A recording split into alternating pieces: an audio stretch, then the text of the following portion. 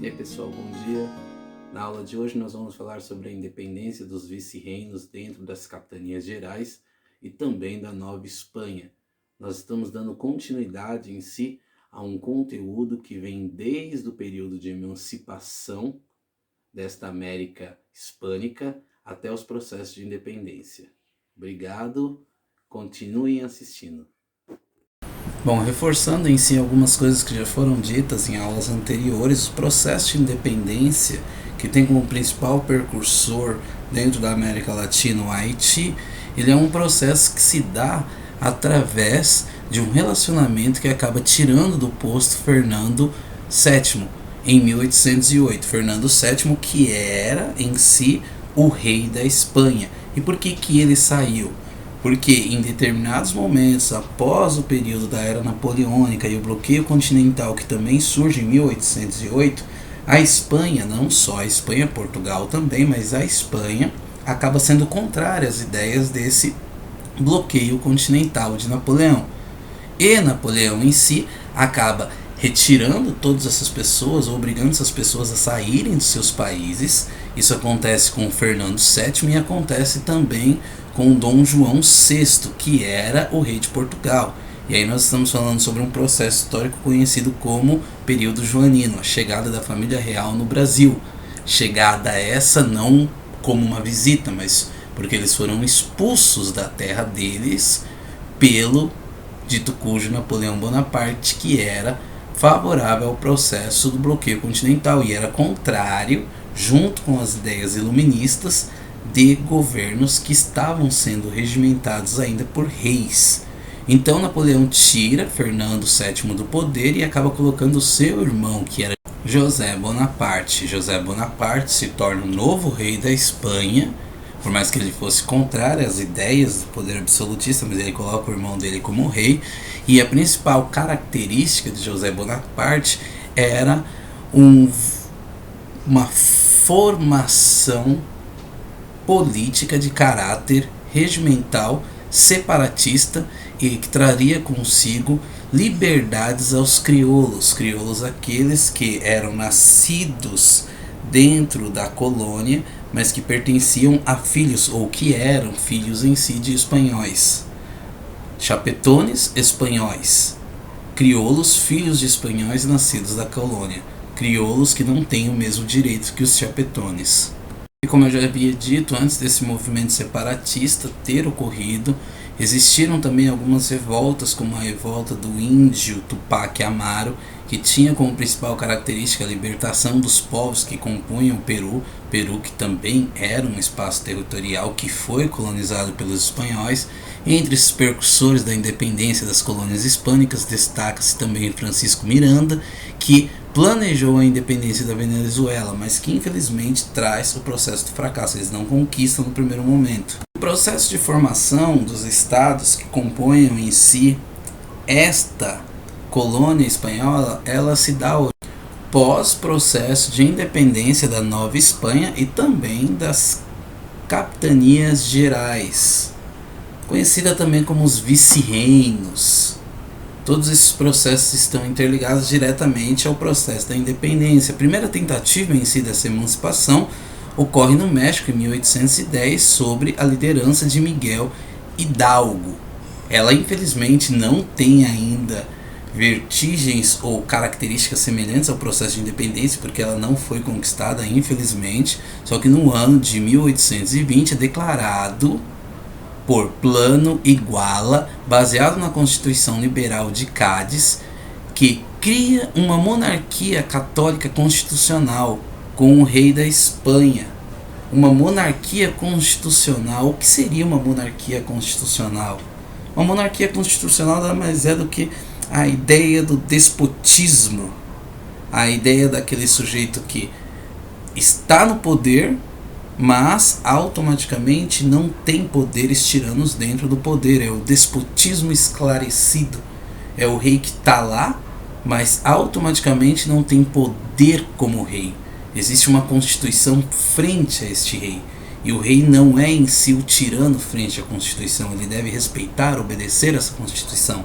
Isso já nasce em 1820. é uma das principais características que trazem à tona o processo de independência.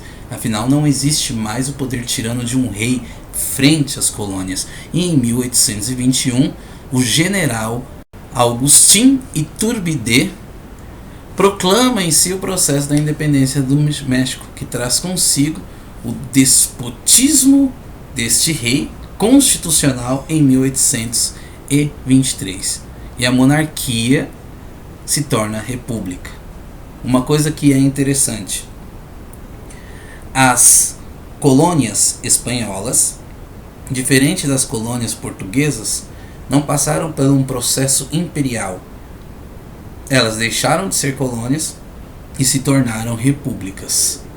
No Brasil, infelizmente, nós vemos um país que deixou de ser colônia, se tornou império, para depois conquistar a sua república somente em 1889.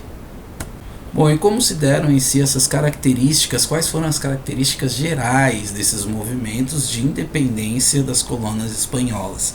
O primeiro deles em si é um processo de independência da América Hispânica que acaba contando com a participação, com o apoio da Inglaterra. E por que da Inglaterra? Porque a Inglaterra ela tem esse certo interesse acima do mercado consumidor. Afinal, eu preciso de mão de obra assalariada para consumir o que está sendo produzido, senão gera um processo de crise.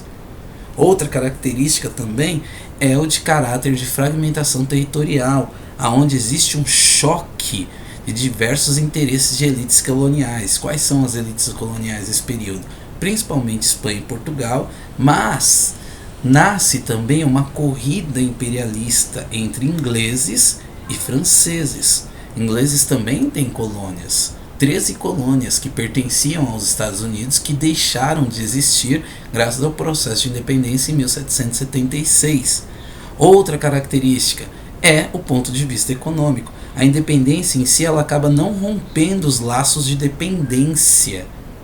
Logo, as grandes potências europeias acabam tendo controle acima do que está sendo consumido acima dos países que já foram ou que, em determinado momento, foram colonizados.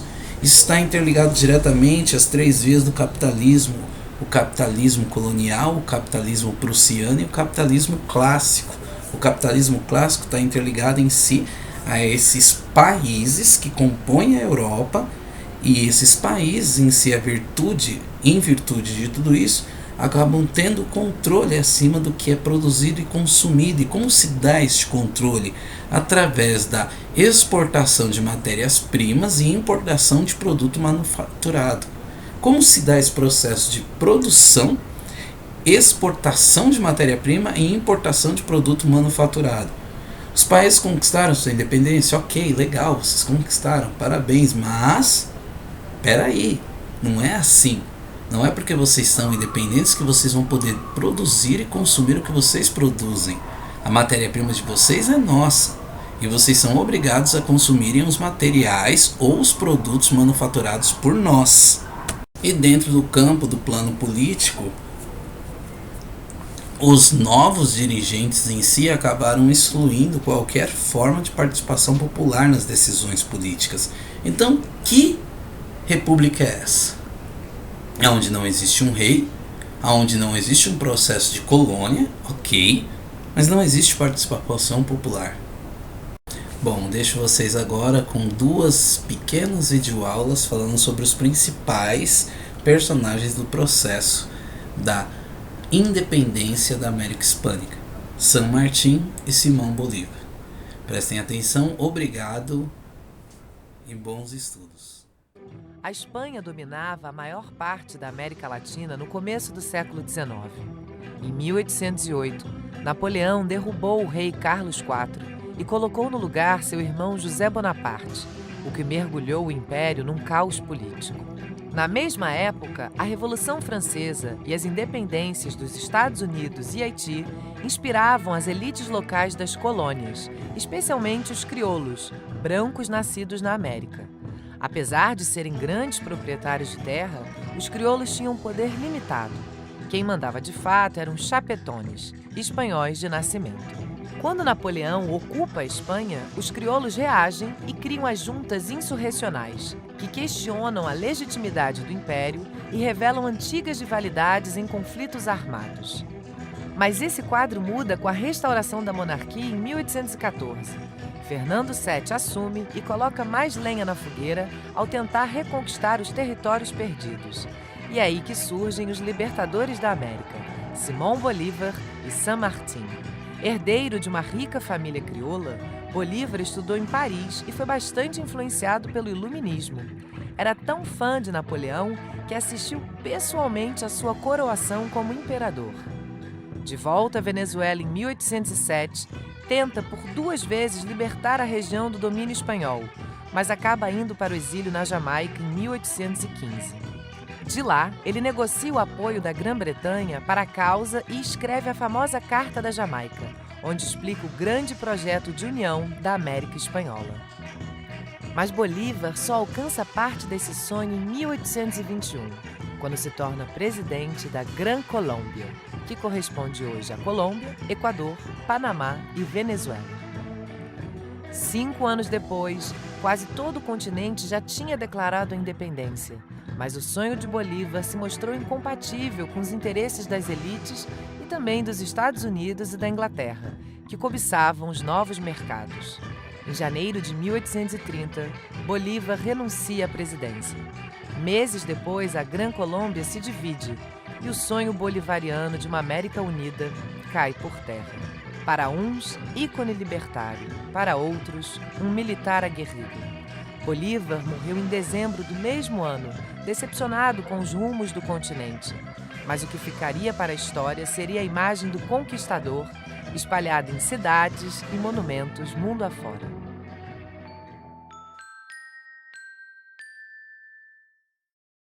San Martín nasceu na Argentina, mas cresceu na Espanha e foi um fiel defensor da monarquia por mais de 20 anos.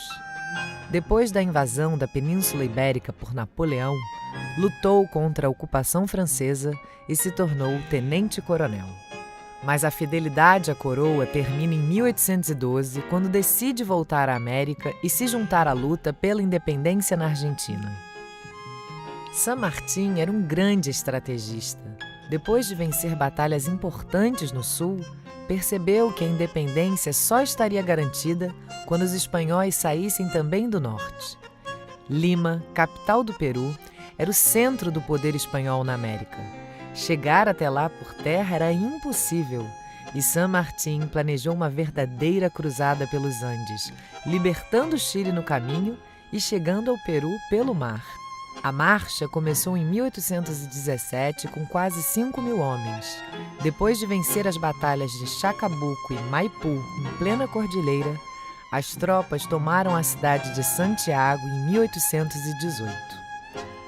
San Martín levou 2 anos para formar um exército e uma frota de navios para completar o plano.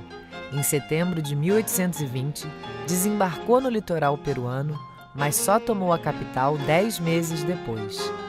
Enquanto San Martín tentava consolidar o poder no Peru, Bolívar avançava sobre o Equador. Mas havia um porto entre eles na cidade de Guayaquil, um local estratégico cobiçado por ambos. Apesar de terem o mesmo objetivo, a independência da América, Bolívar e San Martín pensavam de forma diferente. Enquanto Bolívar sonhava com uma grande república hispano-americana, San Martín acreditava que só a monarquia seria capaz de acalmar os ânimos no continente. Em julho de 1822, San Martín e Bolívar conversaram a portas fechadas em Guayaquil. O conteúdo da conversa é um mistério até hoje. O fato é que logo depois, San Martín abandonou o Peru. Em 1824, enquanto Bolívar conquistava Lima, San Martín se exilava com a filha na Europa. Apesar disso, a contribuição de San Martín para a causa foi enorme. A travessia dos Andes é uma das mais bem planejadas manobras militares da história e foi decisiva para o enfraquecimento do domínio espanhol. José de San Martín é venerado até hoje como libertador da Argentina, Chile e Peru.